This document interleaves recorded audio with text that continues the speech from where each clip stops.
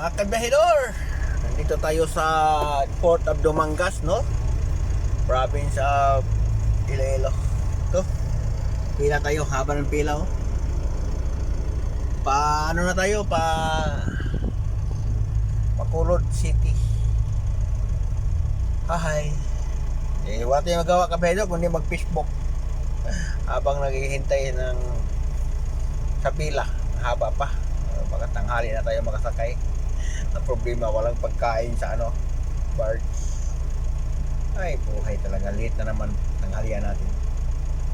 Habang nagpi-Facebook tayo, kasi wala tayong nagawa, mga kabahidor, siyempre nanood tayo sa mga trending. So, hanggang ngayon trending pa rin yung yung vlogger na babae na binaril, no?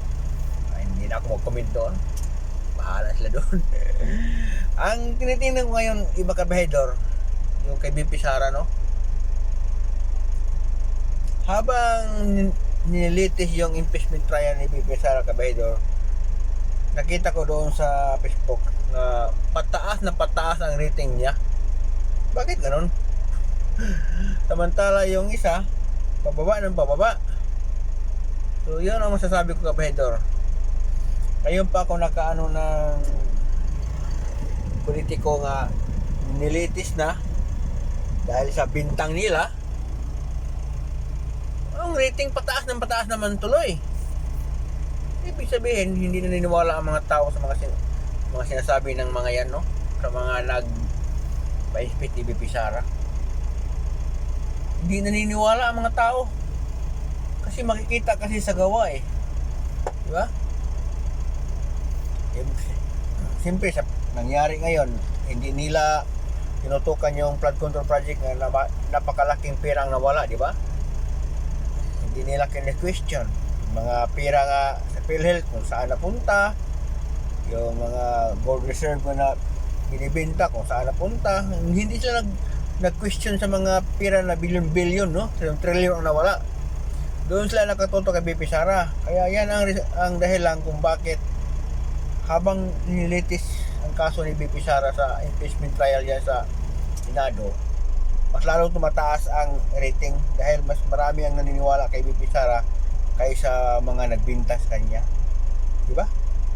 Kasi dapat bumaba tong rating ni ni BP Sara kung maraming naniniwala, no? Pero sa survey talagang pataas si BP Sara.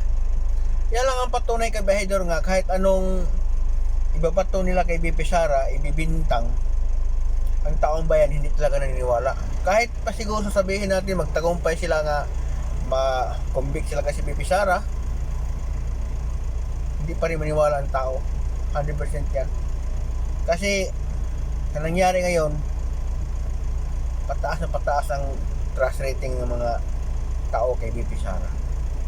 Walang iba, ang iba wala, kulilat talaga. No? Pababa sila habang si BP Sara pataas na maigi.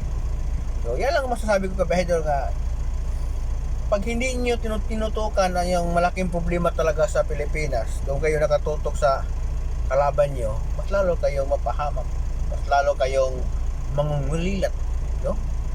Samantala si BP Sara patuloy ang tumataas. Yan lang. Yan kayo nagkamali. Kung tinutukan lang sana ninyo ang flood control project, ang mga perang nawawala, yung mga ghost project, kung ano-ano pa yan, yung mga buhaya, kung yan ang tinutukan, 100% ang mga tao matutuwa. Sa nangyari ngayon, hindi natutuwa ang mga tao. Diba? Dahil nakatutok kay BP Sara lahat, daming binibintang, tapos ngayon nangyari, tingnan mo. So, hindi natin masisi kung bakit pababa kayo, BP Sara pataas. Diba?